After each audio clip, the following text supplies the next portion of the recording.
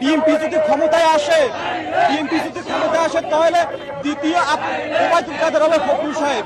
কেননা তারা ক্ষমতায় আসতে পারে না, এর মধ্যে তারা আলেম ওলামাদের কটূক্তি করে বলে মৌলবাদী। কারণ কি? আওয়ামী লীগ যে আন্দোলন করতেছে এতে বাধা দেওয়ার কোনো প্রশ্ন আসে না। কেননা আওয়ামী লীগ বাতিল করতে গেলে ফখরুল সাহেবের পরাণ কান্দে। কারণ কি? বিএনপি পরাণ কান্দে। কারণ কি?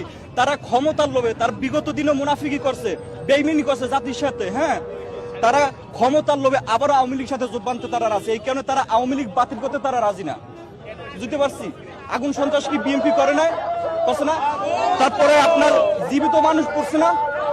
তাদেরকে কেন আমরা আবার ক্ষমতায় আনবো? পুরোনো পাপীদেরকে আমরা কেন আবার ক্ষমতায় আনবো না? আমি মনে করি যে তারা আন্দোলন করতে পারবে, কেননা তারা কোনো হইতে নিষিদ্ধ কোনো দল না। আমরা সকলেই আওয়াজ করছি কি আওয়ামী লীগ বাংলাদেশ থেকে চিরতরে বাতিল করতে হবে।